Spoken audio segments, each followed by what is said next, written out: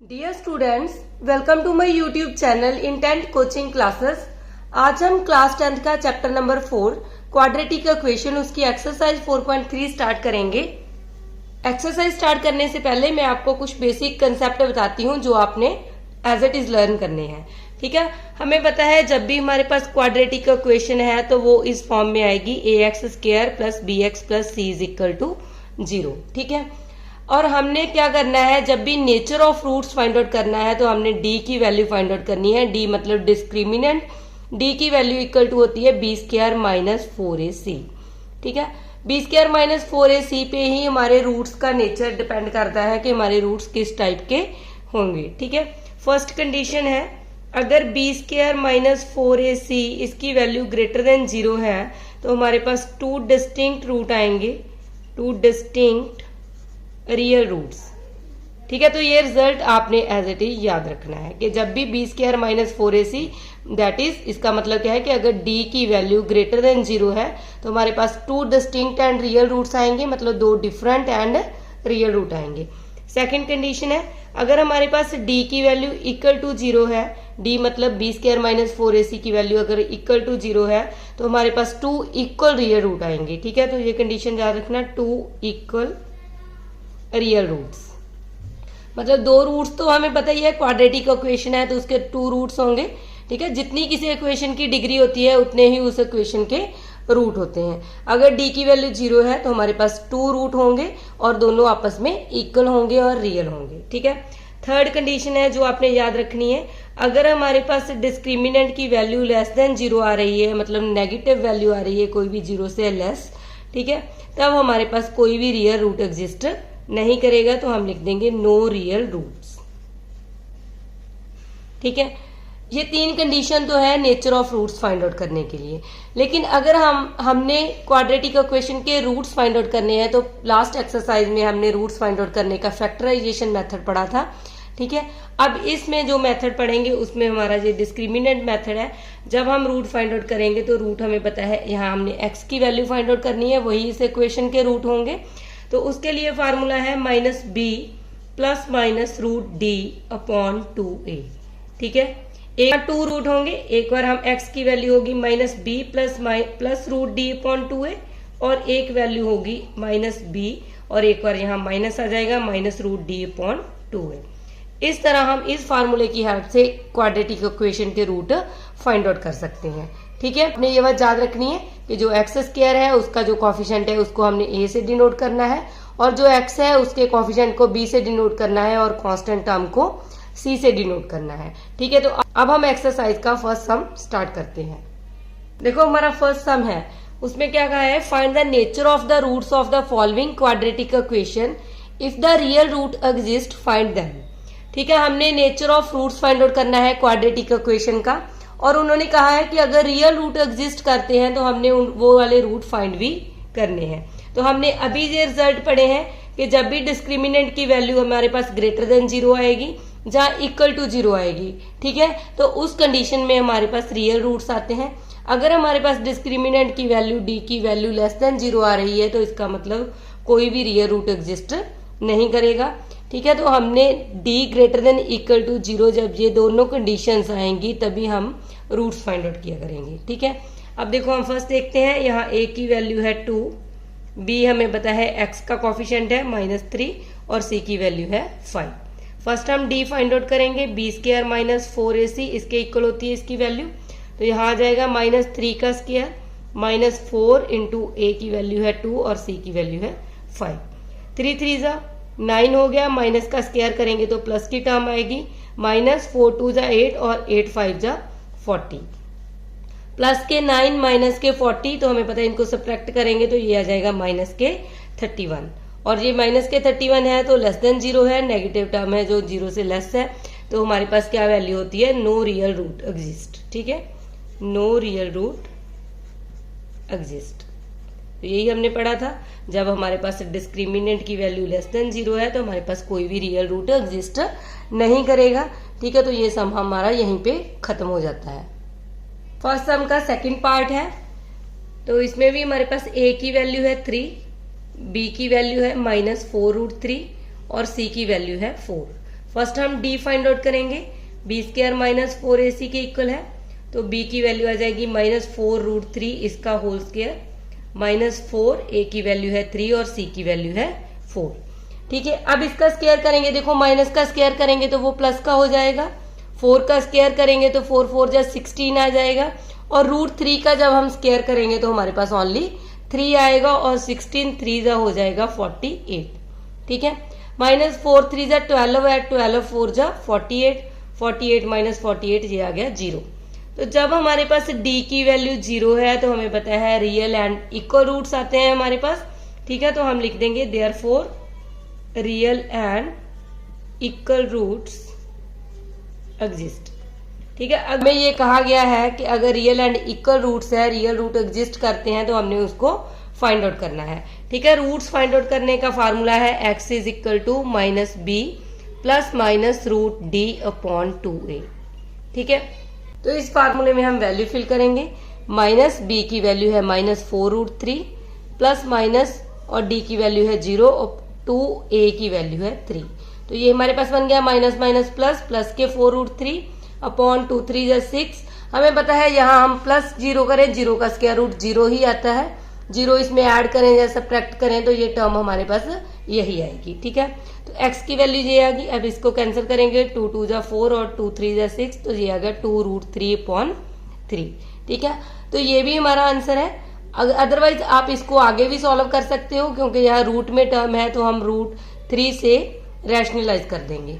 ठीक है, अब इसको कैंसिल करेंगे, 2√3 को √3 के साथ मल्टीप्लाई करेंगे तो ऑनली 3 बचेगा, अपॉन में भी 3√3 है, तो ये दोनों टर्म्स कैंसिल होगी, 2/√3 आ गया हमारे x की वैल्यू।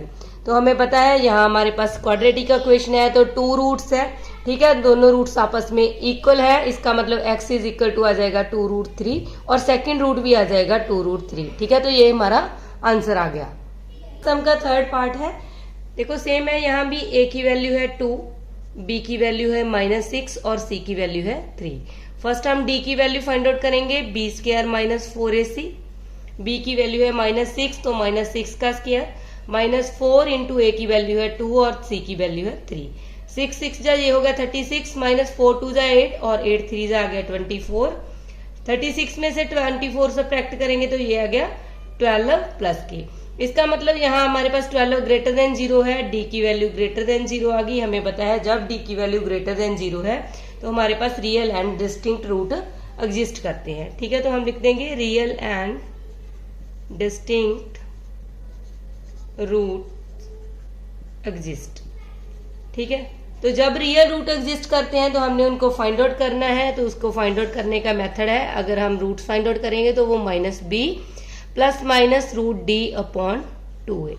तो इस फार्मूले में वैल्यू फिल करेंगे, -b की वैल्यू है -6 प्लस -√d की वैल्यू है 12/2 इंटू a की वैल्यू है 2। तो इसको सॉल्व करेंगे, माइनस माइनस प्लस हो गया, प्लस के 6 प्लस माइनस, देखो 12 को लिख सकते हैं हम 4 इंटू 3/4, तो ये आ गया 6 प्लस माइनस, यहाँ से 2 कॉमन आ जाएगा, 4 का स्क्वायर रूट 2 होता है तो 2 कॉमन आ जाएगा, अंदर आ जाएगा √3/4।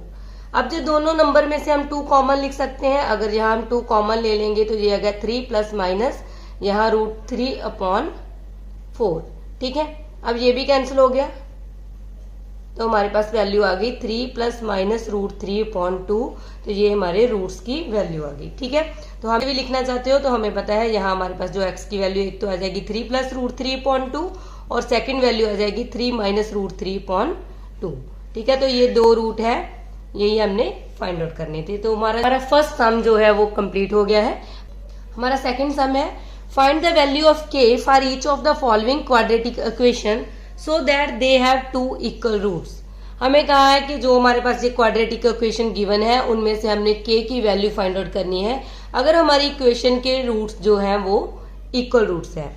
ठीक है, तो हमने इक्वल रूट्स के लिए कंडीशन पड़ी हुई है कि जब इक्वल रूट्स होते हैं इसका मतलब जो डिस्क्रिमिनेंट है उसकी वैल्यू इक्वल टू 0 आती है। ठीक है, हम d की वैल्यू फाइंड आउट करेंगे। ठीक है, देखो इसमें a की वैल्यू है 2, b की वैल्यू है k एंड c की वैल्यू है 3। फर्स्ट हम d फाइंड आउट करेंगे, b स्क्वायर -4ac और d की वैल्यू को इक्वल टू 0 रखेंगे। ठीक है, क्योंकि यहाँ हमारे पास ये गिवन है कि हमारे पास जो दोनों जो रूट हैं वो इक्वल है। तो देखो बी आ गया के का स्क्वायर माइनस 4, ए की वैल्यू है 2 और सी की वैल्यू है 3 इज इक्वल टू 0। तो ये आ गया के स्क्वायर, 4 2 जा 8, 8 3 जा 24 इज इक्वल टू 0।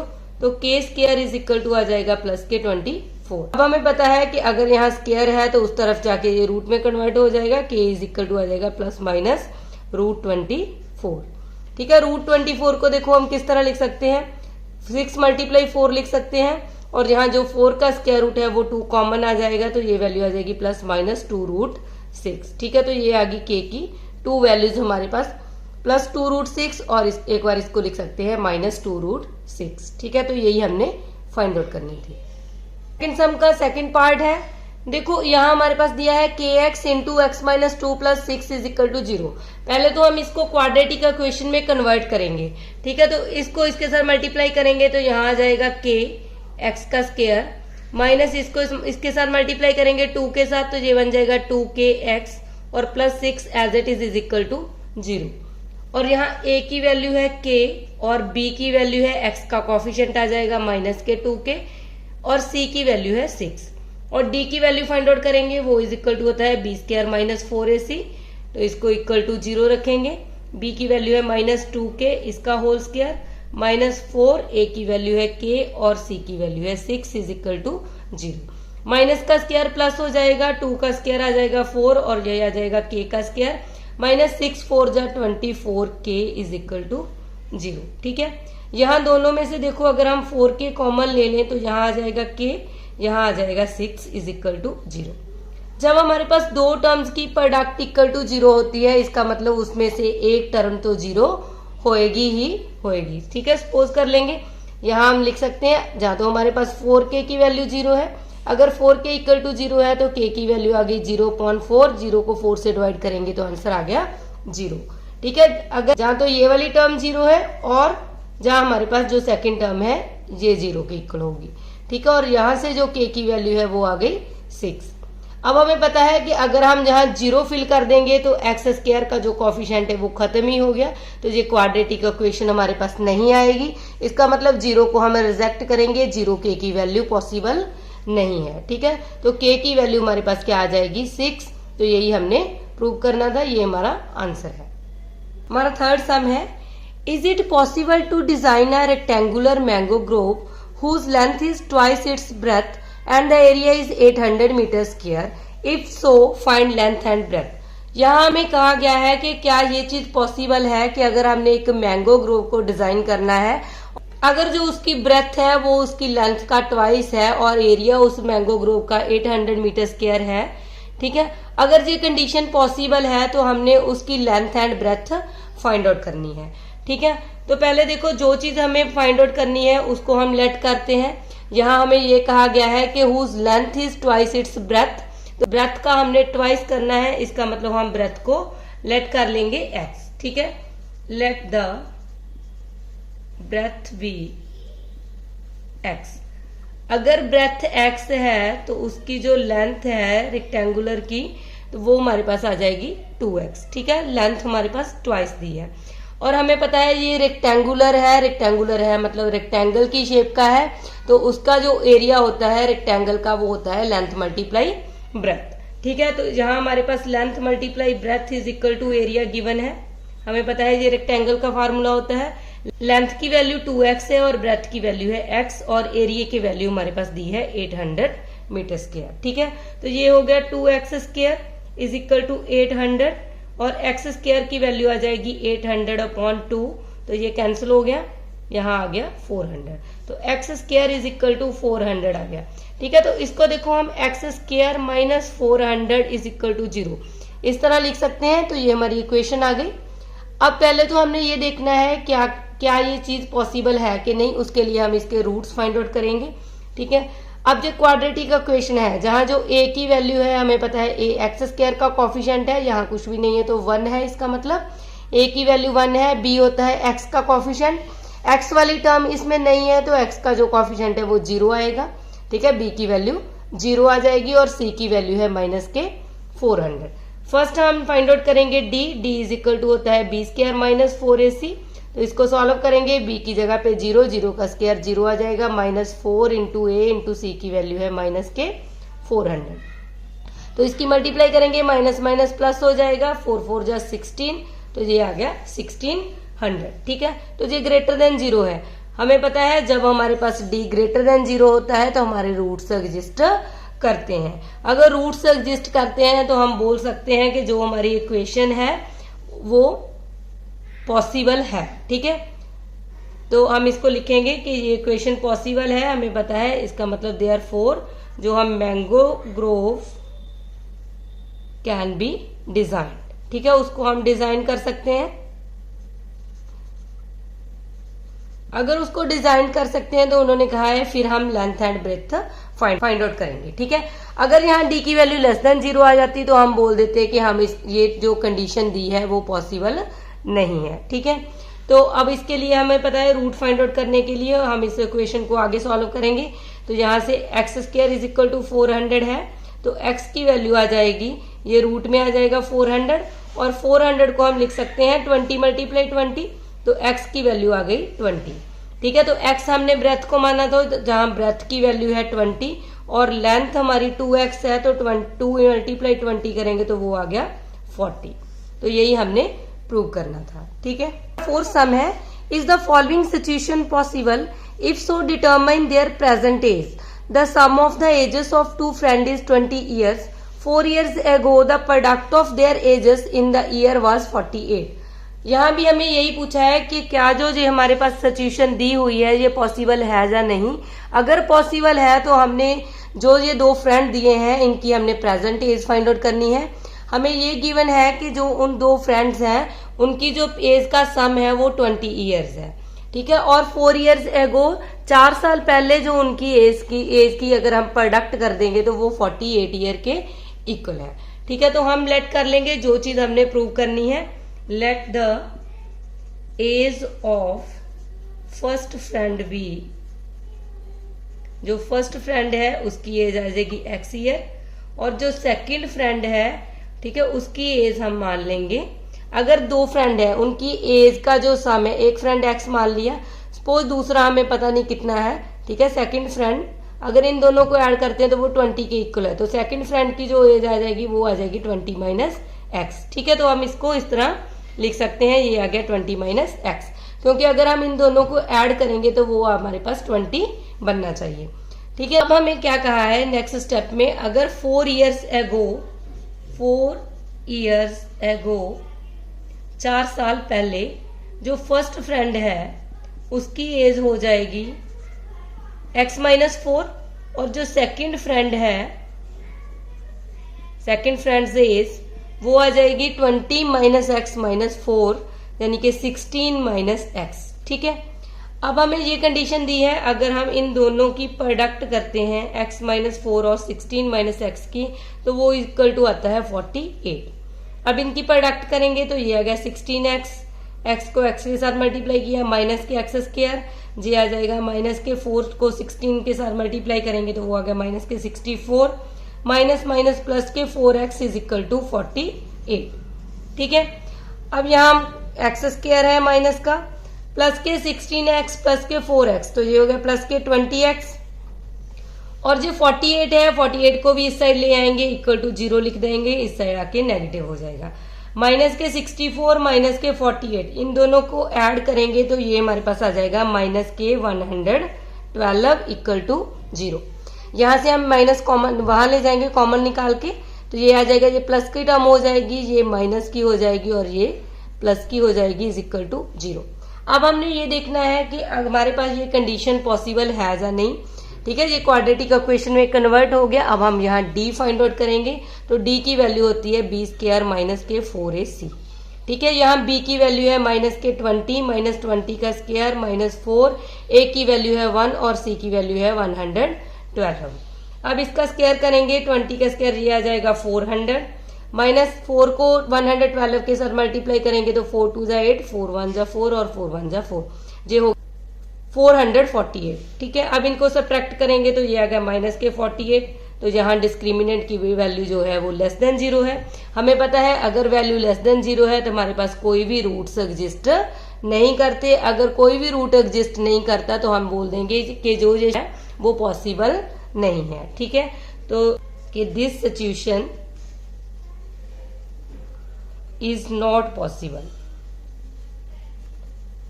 ठीक है, और सिचुएशन पॉसिबल ही नहीं है तो हम इनकी प्रेजेंट एज फाइंड आउट नहीं कर सकते, तो हम इसके आगे सॉल्व नहीं करेंगे। ठीक है, तो यहीं तक हमारा आंसर आ जाएगा।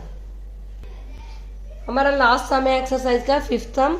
Is it possible to design a rectangular park of perimeter 80 metre and area 40 metre square, if so find its length and breadth. यहाँ हमें पूछा गया है क्या रेक्टेंगुलर जो पार्क है उसको डिजाइन करना पॉसिबल है अगर उसका पेरीमीटर 80 मीटर है और उसका एरिया जो है वो 400 मीटर है। अगर पॉसिबल है तो हमने उसकी length and breadth find out करनी है।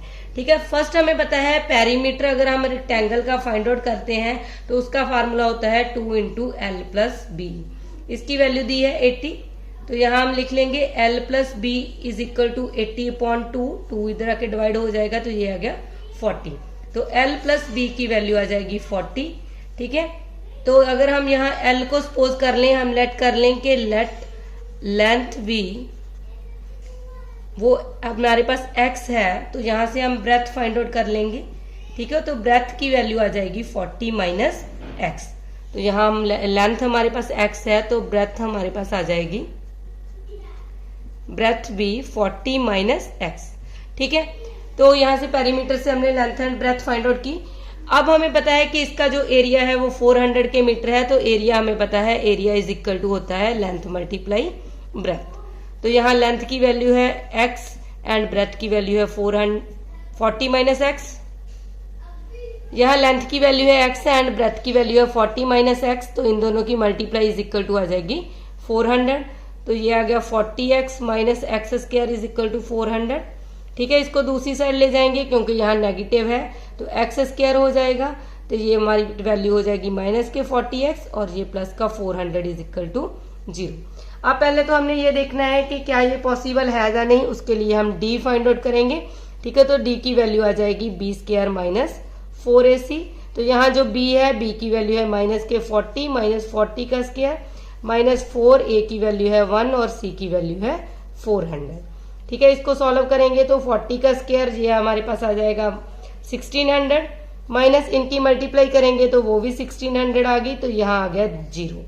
ठीक है, अगर हमारे पास d की वैल्यू 0 है तो हमें पता है हमारे रूट्स जो हैं वो एग्जिस्ट करते हैं और वो इक्वल रूट्स होते हैं। ठीक है, real and equal root exist.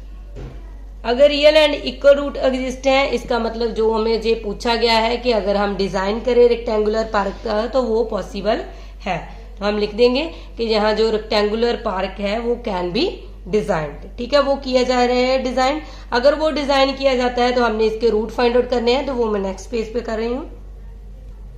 तो देखो, जब ये पॉसिबल है रूट्स निकालना तो हमें पता है उसके लिए जो फार्मूला है वो है -b ± √d/2a। ठीक है, तो b की वैल्यू है यहाँ -40 प्लस √d। d की वैल्यू हमारे पास 0 आई है और अपॉन में आ गया 2 और a की वैल्यू भी यहाँ है 1, x² का कोफिशिएंट 1 है। तो ये हो गया माइनस माइनस प्लस 40 अपॉन आ गया 2, इसको कैंसिल करेंगे तो ये आ गया 20। हमें पता है जब डिस्क्रिमिनेंट इक्वल टू 0 आता है, ठीक है, तो हमारे पास 2 इक्वल रूट्स आते हैं। इसका मतलब जो लेंथ है हमारे पास उसको हमने x सपोज किया था तो उसकी वैल्यू हमारे पास आ गई 20। और जो ब्रेथ है तो ब्रेथ भी क्या आएगी, वो थी 40 - x, तो यहाँ आ जाएगा 40 - 20, तो ब्रेथ की वैल्यू भी आ जाएगी 20। ठीक है, तो हमारी जो 4.3 एक्सरसाइज है वो कंप्लीट हो गई है। आज के लिए हम इतना ही करेंगे। अगर आपको मेरी वीडियो पसंद आई है तो लाइक करना और अपने फ्रेंड्स के साथ शेयर भी करना। अगर आप मेरे चैनल पे नए आए हो तो चैनल को सब्सक्राइब करना मत भूलना।